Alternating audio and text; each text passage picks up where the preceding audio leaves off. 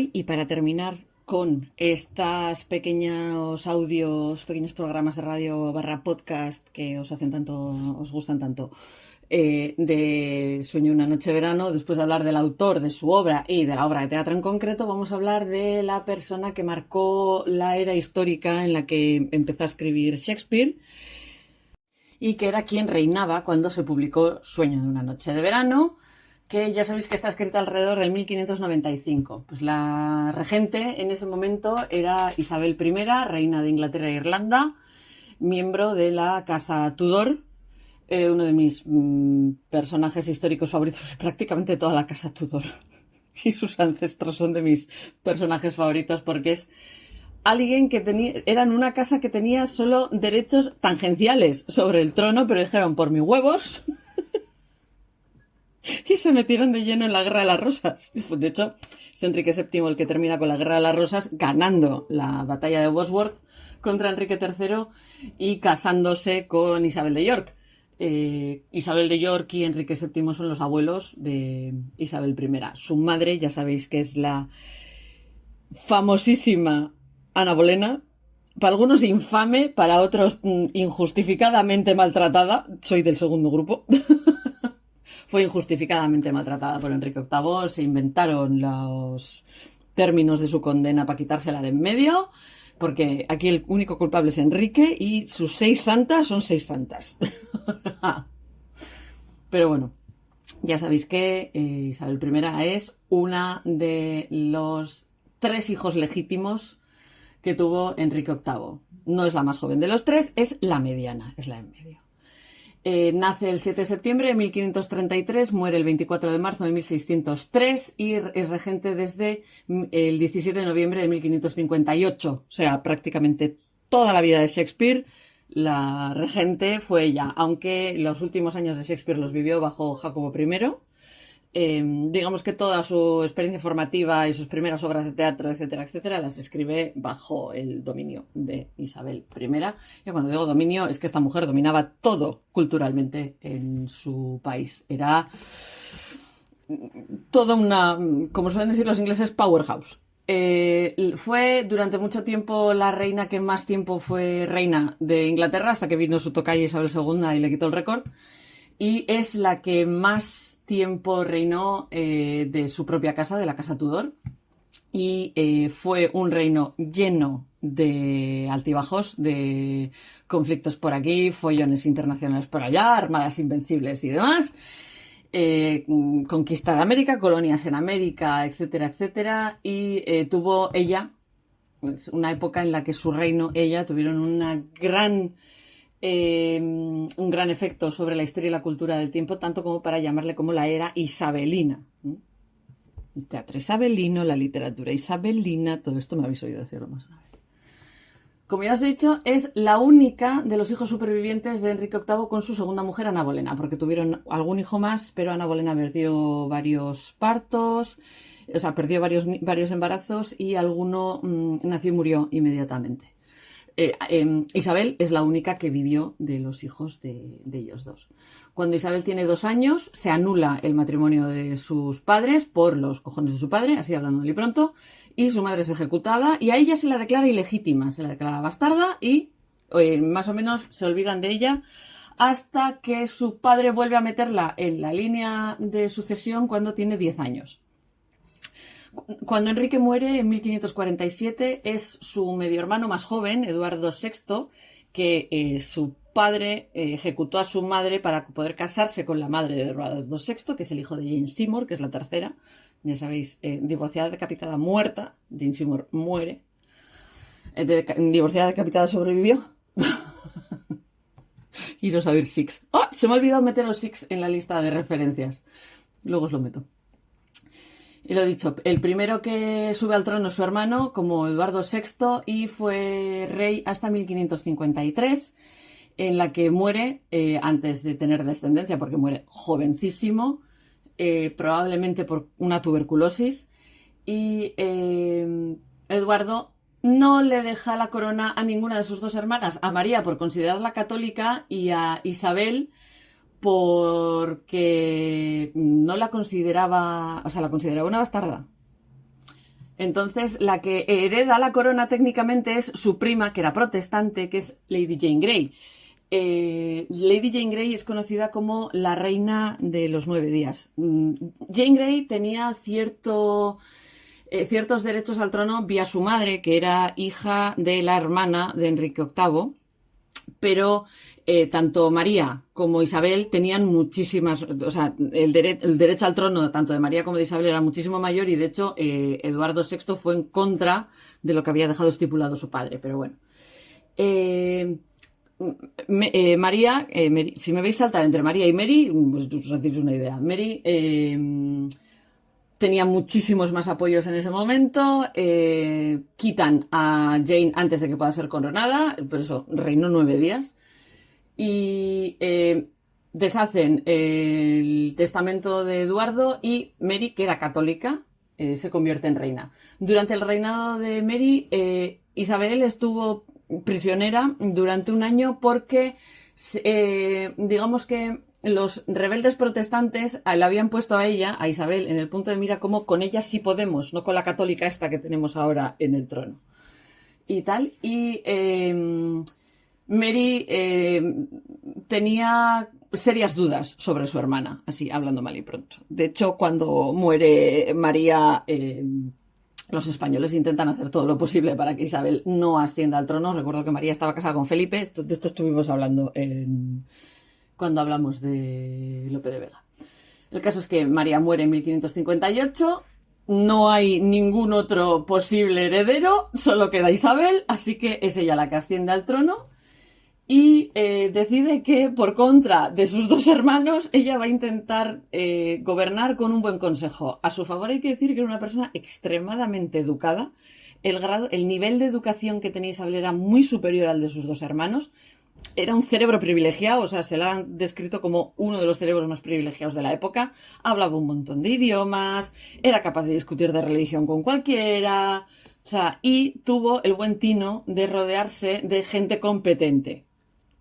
No coger e intentar reinar ella sola o rodearse de una panda de incompetentes, que es algo que suele pasar muchas veces con los reyes. Pues no, esta tuvo el buen sentido de rodearse de gente como William Cecil, que fue probablemente uno de los mejores, no gobernantes, porque la que gobernaba era ella, pero sí uno de los mejores asesores que ha tenido nunca un gobernante en la historia de Inglaterra. Una de las primeras cosas que hace es establecer la iglesia inglesa protestante, y ella se convierte en su suprema gobernadora. O sea, se suele decir que su padre es el que crea la iglesia anglicana, pero es ella la que más o menos organiza todo.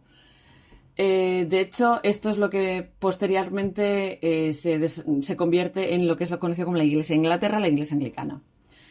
Se esperaba que Isabel se casase y que produjera un heredero. Lo que pasa que, a pesar de múltiples cortejos y múltiples posibles matrimonios, nunca se llegó a casar, y por eso se la suele tratar como la reina virgen. Virgen no era, ¿eh? Hagámonos una idea. Tuvo sus amoríos, etcétera, etcétera. Lo que pasa es que ella decidió que ella no podía cederle el mando a un hombre. Decidió que no, que vio el desastre que fue María casada con Felipe, y dijo: yo por ahí no paso. No le dejaban casarse con alguien de estatus menor que el de ella, no le permitían hacer un matrimonio morganático, y dijo: pues a tomar por saco, yo no me caso. Tengo un posible heredero por ahí en Escocia, no nos vamos a liarla esta. Y de hecho el heredero es Jacobo VI de Escocia, primero de Inglaterra, hijo de María Estuardo. Es cuando, después de los Tudor, la dinastía que toma el trono son la dinastía Estuardo. Por si os pica la curiosidad, los actuales son los Mountbatten-Windsor, la casa de Windsor, y se llaman Windsor porque durante la Primera Guerra Mundial tuvieron que cambiar el apellido porque la dinastía realmente es de Sajonia, Coburgo y Gotha, pero sonaba muy alemán. Entonces lo cambiaron por Windsor, que es uno de los castillos de la reina, uno de los estates del rey, perdón, y el bisabuelo de Carlos III es el que cambia el nombre por Windsor, que sonaba más inglés. Y de hecho lo de Mountbatten es Battenberg, realmente, o sea, le cambian ellos el nombre por eso, por todo ese intento de no sonar tan alemán. Como gobernante, Isabel fue bastante más moderada que su padre o cualquiera de sus hermanos. Uno era un protestante radical, el pequeño, y la otra era una católica radical. Y ella dijo, mira, no, así no podemos hacerlo. Y decidió que ella iba a intentar ir por el camino en medio. Uno de sus motos era video et taceo, o sea, veo y me callo. En cuanto a religión, era relativamente bastante más tolerante que sus hermanos y intentó evitar las persecuciones sistemáticas que llevaron, por un lado, su hermano contra los católicos y, por otro lado, su hermana contra los protestantes. Y, aún así, el Papa decidió declararla ilegítima en 1570. Porque sí, porque en teoría esto hacía que los ingleses católicos no tuvieran que jurarle, o sea, no la tuvieran que ver como su regente. Y hubo varias conspiraciones contra su vida, muchas de las cuales fueron derrotadas por su ministro del servicio secreto, Francis Walsingham, que es todo un personajazo, que creo que ya os lo he mencionado cuando hablé de Shakespeare, porque uno de los competidores grandes amigos de Shakespeare, Christopher Marlowe, era uno de los espías de Francis Walsingham. O sea, Walsingham es uno de los personajes más fascinantes de la historia de los Tudor, que no pertenece a la familia real, por decirlo de alguna manera, ¿no? Que viene más o menos por el lateral. Hay varios personajes así durante la historia que son fascinantes. Pues Walsingham es uno de ellos. Isabel siempre tuvo mucho cuidado en todo lo que era la diplomacia y siempre tuvo que verse haciendo maniobras entre Francia y España, intentando no ponerse de parte de ninguno de los dos, porque se la metían en medio todas. Tuvo ciertos apoyos así un poco descafeinados a los rebeldes holandeses, a los rebeldes franceses y en Irlanda. Y hacia 1580 ya no pudo evitar meterse en una guerra con España. Según se fue haciendo mayor, se celebraba mucho la virginidad de Isabel, que siguiera soltera y demás, y se creó una especie de culto de personalidad a su alrededor que se puede ver muy retratado en los retratos, de las pinturas y la literatura de la época. Ya os he dicho que le hacen en Sueño una noche de verano, el propio Shakespeare le hace la pelota. Así hablando mal y pronto. Esta era muy famosa porque digamos que es el pico del florecimiento del teatro inglés, liderado por autores como ya nuestro mencionadísimo Shakespeare y Christopher Marlowe, por el dominio de los aventureros marítimos ingleses como Francis Drake y Walter Raleigh, otros dos pedazos de personajes. Walter Raleigh es un personajazo. Y porque accidentalmente derrotaron a la Armada Invencible, a la Spanish Armada. No fueron ellos, fue un temporal. Pero lo manipularon de tal manera que da la sensación de que fueron los ingleses los que ganaron. No. Si les hubieran pillado con suficientes barcos, hubieran acabado hundidos también. Algunos historiadores suelen decir que Isabel tenía la mala leche de su padre, que a veces era muy indecisa y que realmente todo lo que le pasó fue que es que tenía una flor en el culo. O sea, que tenía una suerte. Tenía siempre la suerte de estar en el momento justo, en el sitio exacto. Y punto. Hacia el final de su reino, ciertos problemas económicos y militares atenuaron esta popularidad y se la ha solido llamar Gloriana porque era extremadamente carismática y Good Queen Bess porque era como esa imagen más cercana al pueblo, por decirlo de alguna manera, en una era en la que el gobierno, digamos que era bastante limitado y cuando los monarcas de los países de alrededor tenían serios problemas internos que ponían en juego sus propios tronos. Después de los cortos y desastrosos reinos de sus dos hermanastros, sus 44 años en el trono fueron una estabilidad muy necesaria para el reino que ayudaron a crear un sentido de identidad nacional británica, inglesa, por decirlo de alguna manera. Son esos 44 años de estabilidad lo que consigue que Inglaterra se convirtiese en lo que se convirtió a posteriori.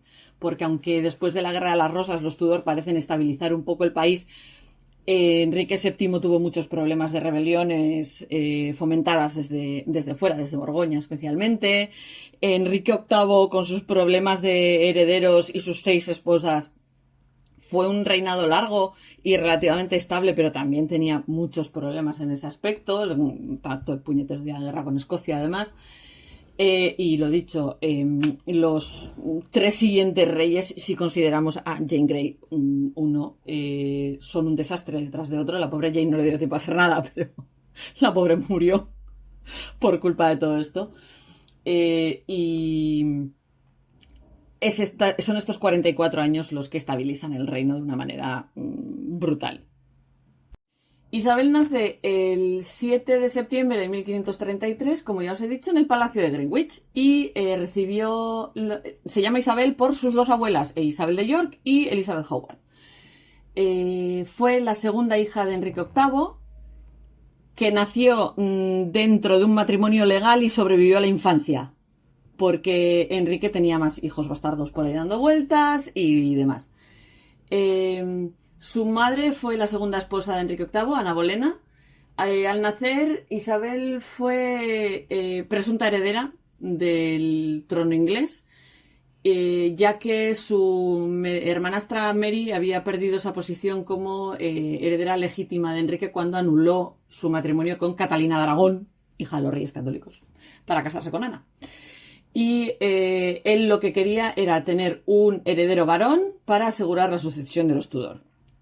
La bautizaron el 10 de septiembre con un porrón de gente como padrinos. Isabel no había cumplido los 3 años, tenía 2 años y 8 meses cuando ejecutan a su madre el 19 de mayo de 1536. 4 meses antes había muerto Catalina de Aragón por causas naturales. A Isabel se la declara ilegítima y se la saca de lo que es la línea sucesoria real.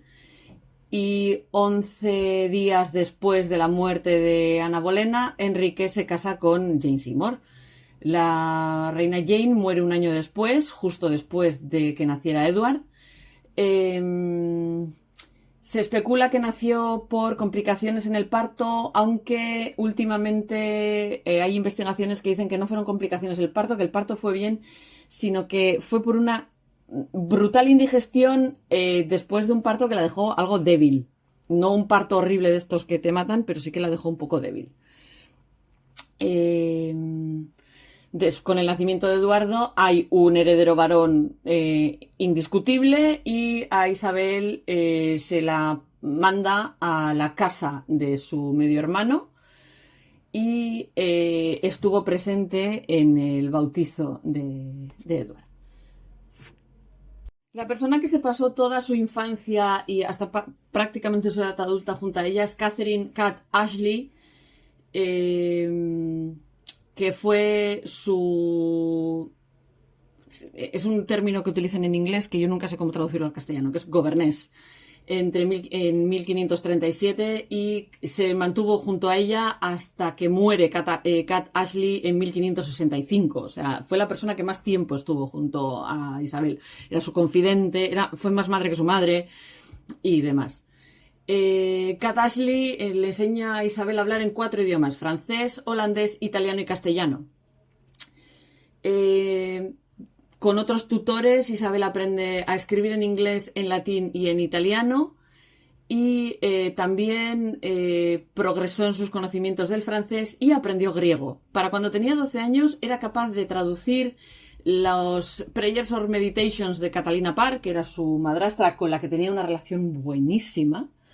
Y era capaz de traducirlos, los tradujo del inglés al italiano, al latín y al francés, que utilizó como un regalo para su padre en Año Nuevo. Y son traducciones buenas, o sea, traducía bien. No es un intento infantil ni tal. Estamos hablando de una niña de 12 años.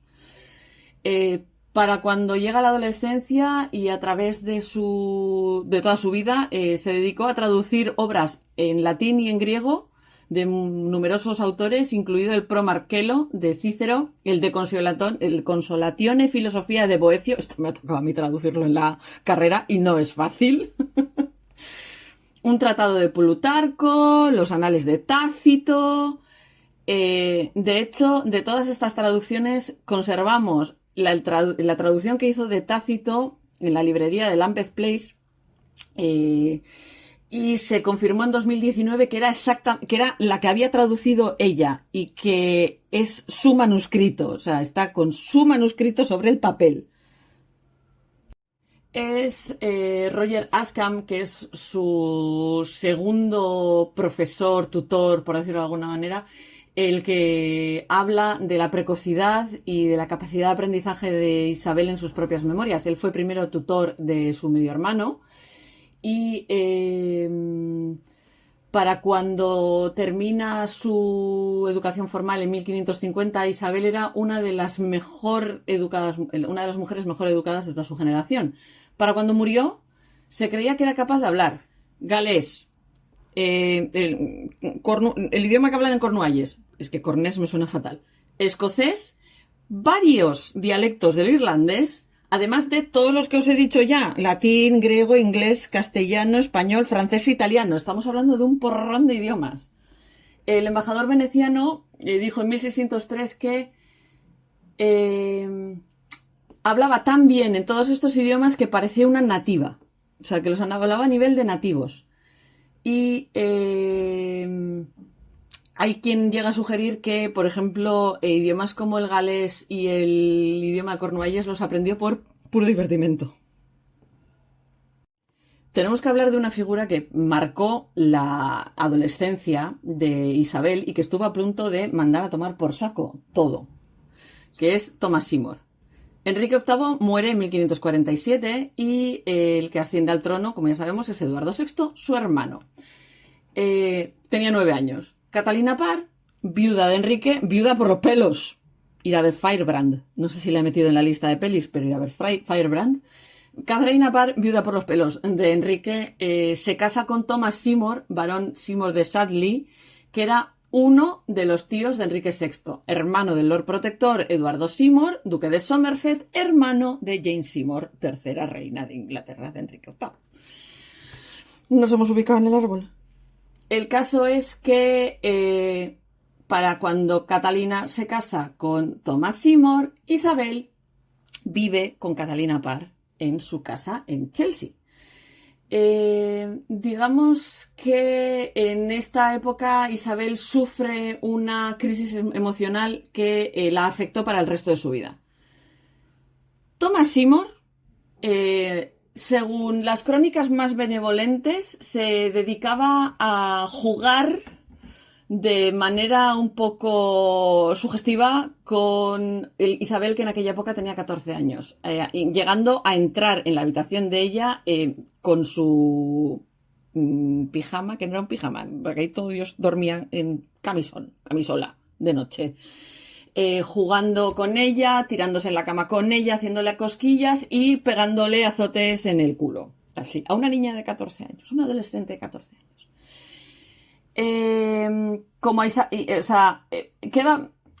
Sabemos bastante de lo poco que le gustaba esto a Isabel porque empezó a levantarse cada vez más temprano y rodeándose de doncellas para que cesasen estas visitas por las mañanas. Catalina Parr, de manera totalmente extraña para cómo era ella, en vez de echarle la bronca a su marido de que esto era extremadamente inapropiado, decidió que lo más divertido era meterse ella también en la cama con Isabel. 2 veces fue con Tomás a hacerle cosquillas a Isabel y una vez ella la sujetó mientras él le rompía el camisón a Isabel. Yo estoy en el grupo de los que no son tan amables diciendo que aquí Catalina Parr metió la pata hasta el fondo por mantener a Tomás en casa, que era un pendejo del copón, un pendón desorejao, que le ponía los cuernos siempre que podía, pero Catalina Parr, si os estudiáis su vida, Catalina Parr siempre estuvo enamorada de Thomas Seymour. Ella tenía que haberse casado con Thomas Seymour. Lo que pasa es que la fueron casando con otra gente. De hecho, Catalina Parr no quería casarse con Enrique VIII, pero su vida corría peligro, entonces acabó casándose con él.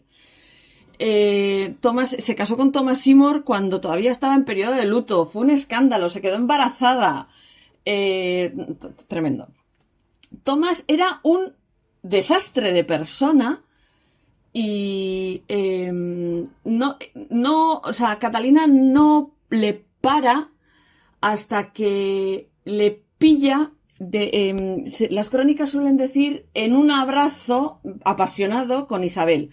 Vamos a poner las cosas claras. Es bastante probable que Thomas Seymour asaltase a Isabel en un momento dado y Catalina Parr les pilla. En 1548, en mayo, Catalina, no sabiendo qué hacer con su marido, decide que la forma más rápida de evitar todo esto es sacar a Isabel, sacarla de Chelsea House y mandarla a vivir a otro sitio. Aún así, Thomas Seymour siguió con sus esquemas para intentar controlar a la familia real e intentó que lo nombrasen gobernador del rey, que era su sobrino, os lo recuerdo, pero su hermano mayor era muchísimo más listo que él y conseguía evitar todos los esquemas y todos los intentos de Thomas Seymour de liar la parda. El 5 de septiembre de 1548, Catalina Parr muere en el parto, un poco después del parto, y entonces Thomas decide que es su momento para casarse con Isabel. Cat Ashley aquí falla estrepitosamente porque Thomas le caía bien. Según todas las crónicas, Thomas era un tío que estaba muy bueno. Era un tío muy guapo, etcétera, etcétera. Y pues había mujeres que perdían el sentido con él. Catalina Parr, Cat Ashley y demás. Intentó convencer a Isabel de que se casase con él. Intentó que Isabel escribiese a Seymour para consolarlo en su pena. Digamos que Isabel, que tonta no era, dijo que Tomás no estaba nada triste por la muerte de su madrastra como para necesitar que alguien lo consolase. En enero de 1549, Seymour es arrestado y mandado a prisión en la Torre por sospechas de conspirar para echar a su hermano Somerset como protector, casarse con Lady Jane Grey, casar a Lady Jane Grey con Eduardo VI y casarse él con Isabel. Isabel en ese momento vivía en Hatfield House. Ella dijo que ella no tenía ni idea de todo esto. Su cabezonería llegó a exasperar a Robert Tyrwhitt, que era quien la estaba interrogando, y dijo que él estaba convencido de que Isabel era culpable, que sabía todo esto y que quería casarse con Thomas Seymour, y Isabel que no. Lo ejecutan el 20 de marzo de 1549, pero fue una figura que traumatizó lo suficiente a Isabel como para que decidiese que esto de casarse a mí no me mola. Como ya os he dicho, Edward muere el 6 de julio de 1553 cuando tenía apenas 15 añitos. Se habían hablado de varios posibles matrimonios para él, incluida Jane Grey, que se llevaban muy bien además, Eduardo VI y Jane Grey, pero no se llegaron a casar. Se ignora su testamento. Durante un tiempo intentan poner su testamento en marcha y en el que declara a Lady Jane Grey su heredera por ser nieta de la hermana más joven de Enrique VI, Mary Tudor, reina de Francia. Esto es un follón dinástico del copón, pero bueno, a Mary Tudor se le suele llamar reina de Francia, pero fue reina de Francia súper poco tiempo. Inmediatamente volvió a Inglaterra, se casó con Brandon, el colega de su hermano, los exiliaron de la corte por casarse sin permiso. Todo un lío. Pero bueno, su madre era Frances Brandon, que era hija de Mary Tudor, y por eso tenía derechos al trono. Era extremadamente protestante, muchísimo más protestante que Isabel, y el Privy Council la proclama reina, pero digamos que sus apoyos se desmoronan inmediatamente y a los 9 días es depuesta y ya no es. Esto de ahí el nombre de Jane Grey, la reina de los 9 días. El 3 de agosto de 1553, Mary entra a caballo triunfante en Londres con Isabel a su lado. María, que era una católica muy devota, estaba empeñadísima en aplastar a la fe protestante y Isabel había sido educada en esta fe protestante. Su madre había sido una devota protestante también. Y ordenó que todo el mundo tenía que participar en las misas católicas. Isabel, de puertas afuera, dijo, vale, venga, lo hacemos. La popularidad inicial de María empieza a caer en picado en 1554 cuando anunció que se iba a casar con Felipe de España, hijo del emperador Carlos V, que también era católico. Felipe, hablamos de él en Navidades. El descontento se expandió como la pólvora en todo el país y muchos empezaron a mirar a Isabel como el foco de su oposición a las políticas religiosas de María. En enero y febrero de 1554 ocurre la rebelión de Wyatt, que fue prontamente suprimida.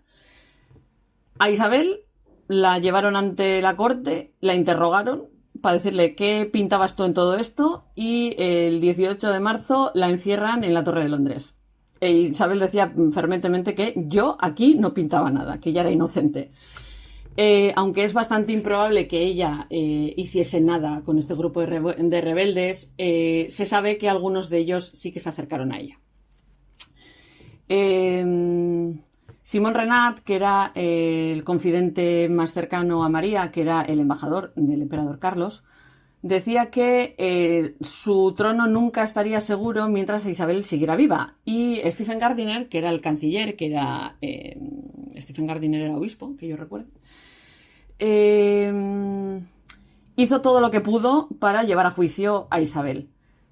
Isabel aún así tenía apoyos dentro del gobierno, entre ellos William Paget, que convenció a Mary para que no matase a su hermana, gracias, porque no había suficientes pruebas contra ella, o pruebas realmente pesadas de esto ha sido una traición.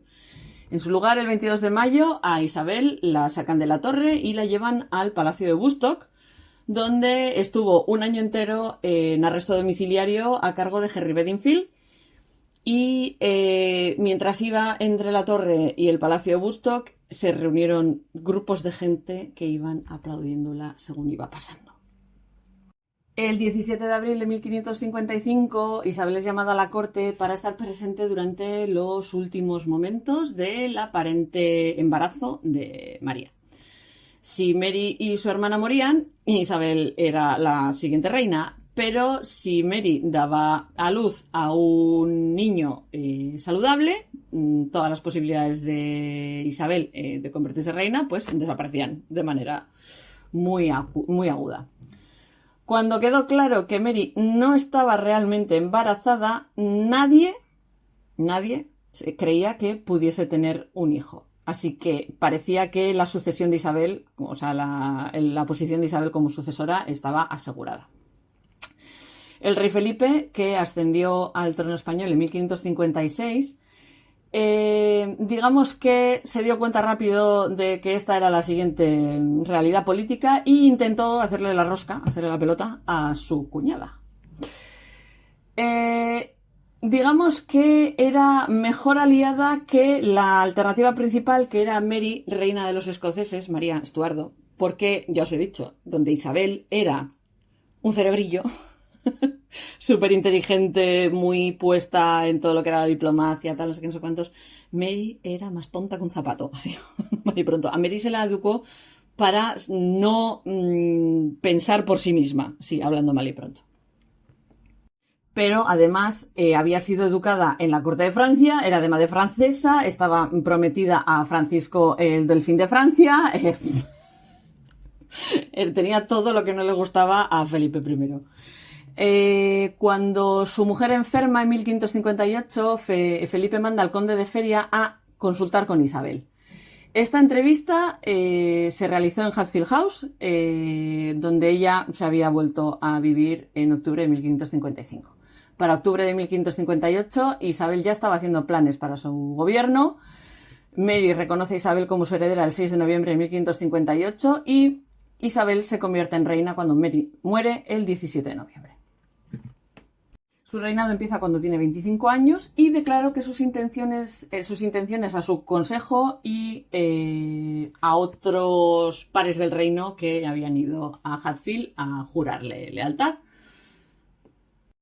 Cuando vuelve a Inglaterra en un desfile triunfal, a Londres, en un desfile triunfal, justo antes de la ceremonia de su coronación, fue adorada por los ciudadanos y saludada con oraciones y muchas muestras de adoración, porque vamos a usar otra palabra, muchas de ellas con un fuertísimo sabor protestante. Isabel fue bastante abierta y agradable en sus respuestas y hizo que los espectadores la adorasen más todavía. El siguiente día, el 15 de enero de 1559, un día que eligió su astrólogo John Dee, otra persona sobre la que podríamos hablar un podcast entero, Elizabeth fue coronada y ungida, no me salía la palabra, por Owen Oglethorpe, que era el obispo de Carlisle en Westminster Abbey, que era católico. Fue entonces presentada a la gente para que la aceptasen y en un estruendo de órganos, gaitas, trompetas, tambores y campanas, Inglaterra dio la bienvenida a su nueva reina, un país que aún vivía en un estado de ansiedad constante porque percibían la amenaza católica que los rodeaba por todas partes. Y luego estaba el hecho de que Isabel estaba sin casar y no tenía herederos. Como la religión era algo muy importante, hablar de la religión de Isabel, de las creencias religiosas de Isabel, es motivo de debate entre los historiadores todavía a día de hoy. Fue criada protestante, ella se declaraba protestante, pero manejaba símbolos católicos, le encantaban los crucifijos. Y no le gustaban nada los sermones, intentaba evitarlos siempre que podía, y esto era un desafío a una creencia básica del protestantismo. Les encantan los sermones a los protestantes. Isabel y sus consejeros creían que había una amenaza real de una cruzada católica contra la hereje Inglaterra. Así que la reina buscó una solución protestante que no ofendiese a los católicos demasiado, mientras tenía en cuenta los deseos de los protestantes ingleses, pero no toleraba a los puritanos, que lo que querían era reformas mucho más salvajes y más anticatólicas. De hecho, los puritanos se largan a América y fundan los Estados Unidos prácticamente porque los echaron de Inglaterra. Como resultado, el Parlamento en 1559 empieza a legislar una iglesia basada en el Protestant Settlement del propio Eduardo VI, con el monarca en su cabeza, pero con muchos elementos católicos que tienen que ver con toda la parafernalia litúrgica del catolicismo y demás. Ya sabéis que el Parlamento británico funciona como cuando es bicameral. Por una parte tenemos la House of Commons y por otra parte tenemos la House of Lords. Pues bueno, pues la House of Commons les encantaba este formato que se habían sacado de la manga el Privy Council, pero la House of Lords, que estaba petada de obispos, no estaban a favor de esto. Elizabeth tuvo la suerte de, lo que he dicho, que nació con la flor en el culo, de que en el momento en el que ya tiene que pasar esta ley hay muchos obispados que están vacantes, incluyendo el arzobispo de Canterbury, que era el más importante de todos ellos. Esto consiguió que pudiese maniobrar para echar a los arzobispos más conservadores y poner a gente que la apoyaba a ella en estos puestos. Aún así, tuvo que aceptar el título de gobernador supremo de la Iglesia de Inglaterra más que el título de cabeza suprema. Que digamos que para muchos era inaceptable que una mujer fuera cabeza de en vez de gobernadora de. Semántica y señores, como siempre. Esta acta de supremacía se convierte en ley el 8 de mayo de 1559. Y todos los oficiales tuvieron que jurar un juramento de lealtad a la monarca como suprema gobernadora, a riesgo de descualificarlos para seguir participando en la vida política pública. Se quitaron las leyes de herejía para evitar las persecuciones de los que estaban en disenso que puso en marcha Mary I. Al mismo tiempo se pasa la Act of Uniformity, que lo que hizo fue unificar directamente cómo funcionaba la Iglesia, cómo atender a los servicios en la Iglesia. Se crea en 1559 el Book of Common Prayer, que era obligatorio, era el que se usaba y era el único aceptado. No, y lo que eran los castigos por la inasistencia a iglesia y por no conformarse, pues eran muchísimo menos extremos que los que habían establecido cualquiera de sus hermanos. Ahora vamos a hablar de la vida amorosa de esta mujer, que es divertida de cojones. No, mal y pronto. Ya sabéis que el otro gran problema que tenían cuando la coronaron era que seguía soltera. Todo el mundo esperaba que, como tenía 25 años, se casase y se pusiese a parir hijos lo más rápido posible. Recibió muchas ofertas, pero ya sabéis que nunca se casó y nunca tuvo hijos. Las razones para esto no están muy claras. Algunos especulan que Thomas Seymour le quitó las ganas de tener cualquier tipo de relación sexual, o por lo menos Thomas Seymour le amargó ese prospecto. Yo soy de este grupo. Tuvo en cuenta a unos cuantos pretendientes hasta que tenía más o menos 50 años de edad. Con 50 años de edad dijo, señores, esto es una tontería, no sigamos con esto. La última de estos cortejos fue con Francisco Duque d'Anjou, que tenía 22 años menos que ella. Aunque arriesgaba poder perder poder como su hermana porque no tenía heredero y su hermana además dejó que Felipe II dominase el matrimonio, todo por poder tener un heredero, no quiso pasar por ahí. Y como su elección de marido podía llegar a provocar inestabilidad política, incluso insurrecciones, pues dijo, mira, estamos mejor solos y ya nos buscaremos un heredero por ahí. El único amante confirmado con el que llegó incluso a manejar la posibilidad de casarse es Robert Dudley. Para primavera de 1559 era bastante evidente que Isabel estaba enamorada de su amigo de la infancia, Robert Dudley. Se dice que Amy, la mujer de Robert, estaba a punto de morir por culpa de un problema en uno de sus pechos, probablemente un cáncer, y que cuando ella muriese, la reina quería casarse con Robert. Para otoño de 1559, Elizabeth ya tenía varios pretendientes extranjeros buscando su mano. Los enviados diplomáticos cada vez estaban más impacientes y los rumores sobre el que se quería casar con su favorito eran bastante escandalosos y a nadie en Inglaterra le hacía gracia esta idea. Amy Dudley muere en septiembre de 1560 porque se cae por las escaleras y a pesar de que se hizo una autopsia estableciendo que fue un accidente, mucha gente sospecha que Robert le pegó un empujón porque él quería casarse con la reina. Isabel durante un tiempo consideró seriamente casarse con Dudley, pero William Cecil, Nicholas Throckmorton y algunos otros pares del reino le dejaron muy claro que si hacía esto iba a ser un error fatal.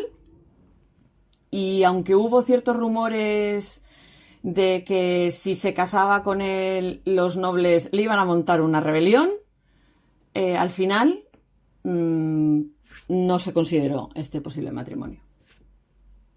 Aunque Robert Dudley se tiró en la lista de posibles candidatos a matrimonio prácticamente una década. Elizabeth se mostró siempre abiertamente celosa de cualquier tipo de lío de faldas que tuviese Dudley, ya que ella no podía casarse con él. Le concedió el título de Earl of Leicester en 1564. Y cuando en 1578 él se casa con Leticia Knollys, digamos que la reina le cogió una ojeriza de por vida a la pobre Leticia Knollys. Aún así, Dudley siguió siendo amigo personal muy muy cercano de Isabel y muere justo antes del ataque de la Armada Invencible en 1588.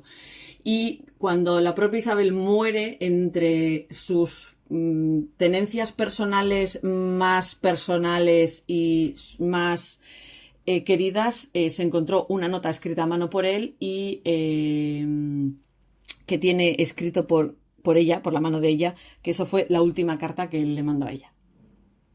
Entre los posibles candidatos extranjeros para casarse con Isabel tuvimos En 1559 y durante varios años se propuso al rey Eric XIV de Suecia, cuando ella todavía no era reina. Enrique VIII había propuesto al príncipe danés Adolfo, duque de Holstein-Gottorp.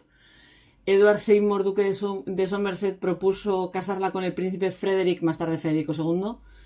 Pero años más tarde las negociaciones se fueron al carajo. Durante mucho tiempo se propuso una alianza danesa-inglesa. De ahí las propuestas suecas para que se casase tanto con el rey Eric como con el rey Federico II. Durante mucho tiempo se negoció seriamente casarla con el primo de Felipe I, Carlos II, archiduque de Austria. Pero para 1569 la relación con los Habsburgos había deteriorado de tal calibre que dijo que ni hablar. También consideraron la posibilidad de casarla con dos príncipes Valois, uno Enrique, duque de Anjou, y otro su hermano Francisco, duque de Anjou, que más tarde recibió el título de duque de Alençon. Este último candidato, Francisco, duque de Anjou, fue una especie de intento de alianza contra España para controlar el sur de Holanda. Parece ser que Isabel se tomó este cortejo medianamente en serio, llegando a lucir algunas piezas que Francisco le había enviado como regalo, piezas de joyería. Pero en 1563 Isabel le dijo a un enviado imperial que si ella siguiese la inclinación de su naturaleza sería esta: pordiosera y soltera en vez de reina y casada. Me encanta el ingenio de esta mujer. Al año siguiente, Isabel contrae viruela y la cuestión de la sucesión salta por los aires. Muchos miembros del Parlamento le exigen, por Dios, que se case o que nomine un heredero, pero que esto no podemos estar así, porque esto iba a acabar en una guerra civil si se moría. Ella se negó a hacer cualquiera de las dos cosas. En abril prorrogó el Parlamento y no permitió que se volvieran a reunir hasta 1566.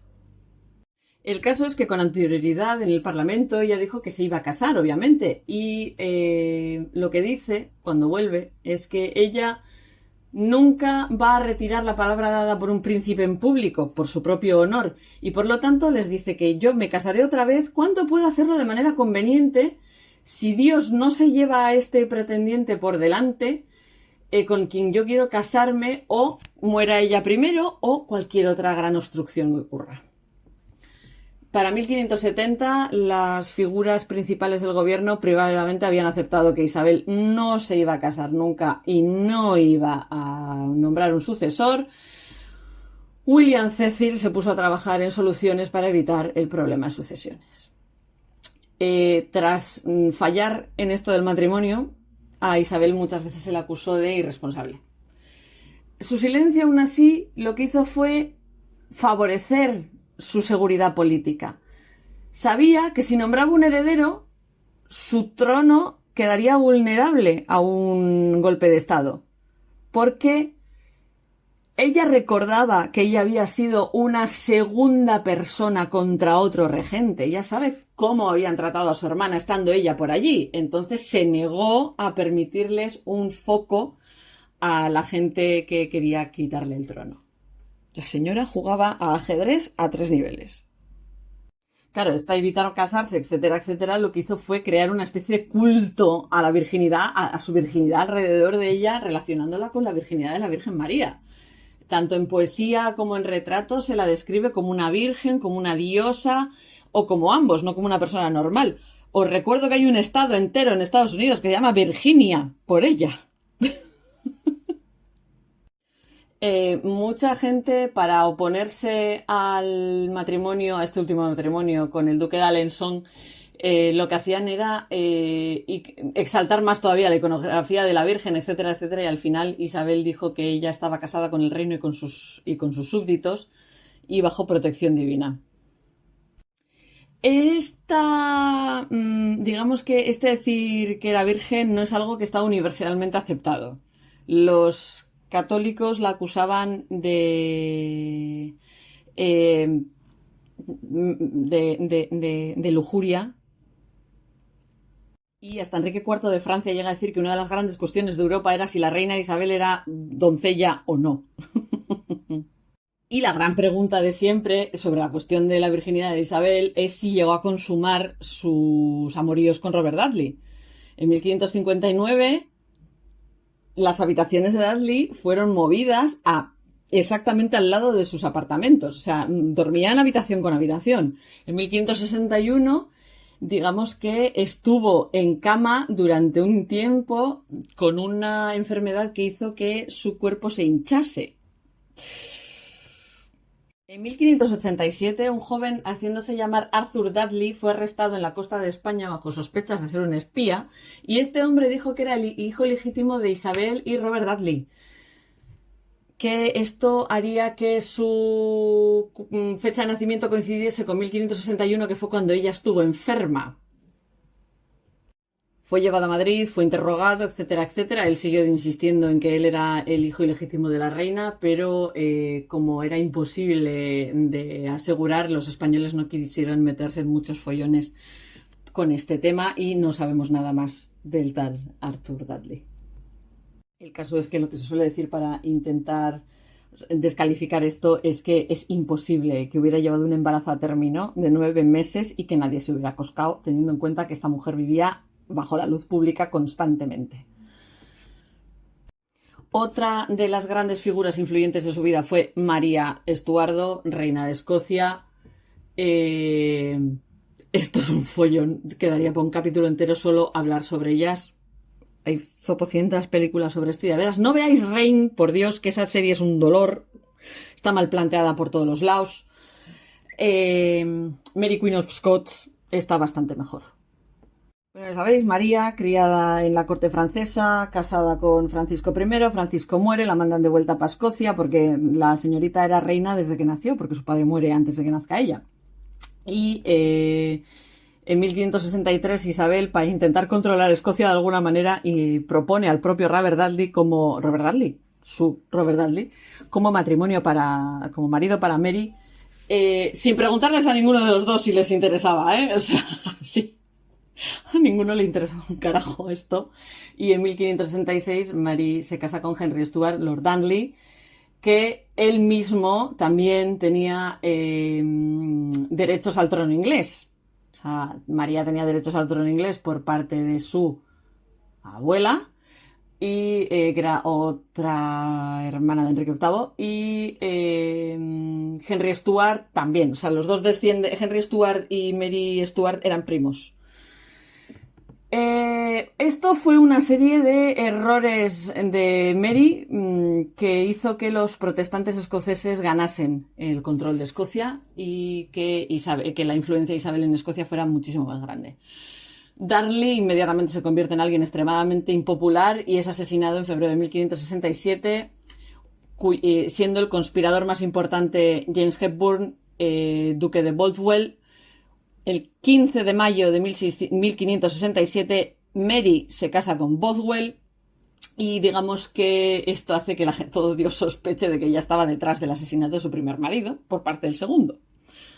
De hecho, Isabel, que tenía una correspondencia muy fluida con Mary, le dice: ¿pero qué haces, alma de cántaro? En una carta. Y como Mary pasa olímpicamente de los consejos que le da Isabel de por Dios, no te cases con esta persona porque así todo el mundo va a pensar que habéis conspirado para matar a tu primer marido, Mary no lo hace, no le hace caso y acaba encerrada en Loch Leven. Es un castillo. Los lores escoceses la fuerzan a abdicar a favor de su hijo, que solo tiene un año, James VI, que es llevado al castillo de Stirling y es educado como protestante. Nunca se llega a relacionar con su madre. Mary escapa en 1568, pero después de ser derrotada en Landslide, intenta escapar hacia Inglaterra, donde antaño tenía apoyo por parte de Isabel. Se llevaban bien técnicamente. El primer instinto de Isabel fue ayudarla a recuperar el trono, porque no vamos a permitir que otra monarca, mujer, pierda el trono por culpa de unos señores. Pero ella y el consejo intentaron jugar una carta más segura, y en lugar de arriesgarse a devolver a María a Escocia y desestabilizar Escocia con un ejército inglés o mandarla a Francia y dejarla en manos de los enemigos católicos de Inglaterra, la detienen en Inglaterra, la encierran y estuvo encerrada durante 19 años. Mary durante mucho tiempo fue el foco de todas las rebeliones católicas. Todas las rebeliones católicas que hubo en Inglaterra intentaban poner a Mary en el trono. Así. Y es bastante probable que Mary no supiera de todos los intentos católicos por ponerla en el trono inglés. Pero desde el intento Ridolfi de 1571 al intento Babington de 1586, Francis Walsingham se dedica a reunir todas las pruebas que tiene para crear un caso contra ella. Al principio, Isabel se resistió a condenar a muerte a María. De hecho, lo pasó muy mal con este tema. A finales de 1586, Cecil y Walsingham consiguen persuadirla de que a María hay que juzgarla y hay que ejecutarla porque las cartas que tienen de la Babington Plot son impepinables. O sea, Mary sabía del complot de Babington. El 8 de febrero de 1587, Mary es ejecutada por decapitación en el castillo de Fotheringhay, en Northamptonshire. Después de esta ejecución, Isabel dijo que ella no quería firmar la garantía de ejecución y no quería mandarla, y le echa la culpa a William Davison, a su secretario, por hacerlo sin decirle a ella lo que estaba firmando. Podemos aceptar que Isabel se arrepintió de haber ejecutado a María, pero que no supiese lo que estaba firmando es algo bastante poco probable. El periodo posterior a la derrota de la Armada Invencible, en 1588, trajo más dificultades para Isabel, que al final se arrastraron hasta el final de su reino. Había conflictos con España, conflicto en Inglaterra, la inflación cada vez era mayor, la economía saltó por los aires porque hubo malas cosechas y además se habían metido en un montón de guerras a lo tonto. Los precios subieron y digamos que la calidad de vida cayó por los suelos. En este momento la represión del catolicismo se intensifica, coincide con que los católicos estuvieron intentando echarla del trono y la represión contra los católicos se intensifica, y Elizabeth autorizó varios interrogatorios para monitorizar a varios católicos, para tenerlos controlados. Y para mantener cierta ilusión de paz y prosperidad, utilizó muchísimo a espías y la propaganda. En sus últimos años cada vez recibe más críticas y esto demuestra que el afecto del público había ido cayendo. Una de las causas de esta especie de diferenciación en dos partes del reino de Isabel, como se suele llamar muchas veces como segundo reinado de Isabel, fue el hecho de que poco a poco el Privy Council que empezó con ella va cayendo. Hacia 1590 hay una nueva generación en el poder. Salvo William Cecil, que seguía ahí intentando aguantar la mayoría de los políticos que le habían ayudado a ser quien era, el Earl de Leicester, Francis Walsingham, Christopher Hatton, habían ido muriendo. Francis Walsingham muere en 1590 y con eso pierde al mejor maestro de espías que tuvo jamás. Y ya cuando el propio William Cecil se retira, se crea como una especie de dos bandos dentro del gobierno. Por una parte está Robert de Veró, el Earl of Essex, y Robert Cecil, que era el hijo de William Cecil, que apoyaban formas de gobierno totalmente diferentes entre ellas. El propio poder de Isabel estaba empezando a perderse, y esto es muy obvio cuando Robert de Veró acusa, de manera totalmente falsa porque no le caía bien, a Rodrigo López, que era el médico de la reina, lo acusa de traición, y Isabel no pudo prevenir la ejecución de su médico personal. Se enfadó muchísimo lo intentó salvar de todas formas, pero no pudo. Sus propios, digamos que sus propios consejeros empezaban a tener más poder que ella.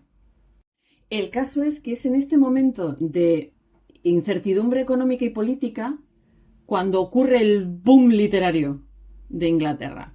Los primeros signos de estos nuevos movimientos literarios aparecen al final de la segunda década del reinado de Isabel, que es cuando se publican el Euphues de John Lilly y el de Shepherd's Calendar de Edmund Spenser. Hacia 1990, varios de los grandes nombres de la literatura inglesa ya estaban en su madurez productiva. William Shakespeare, Christopher Marlowe, que continuarían en la época jacobina, donde el teatro inglés llega a su esplendor máximo.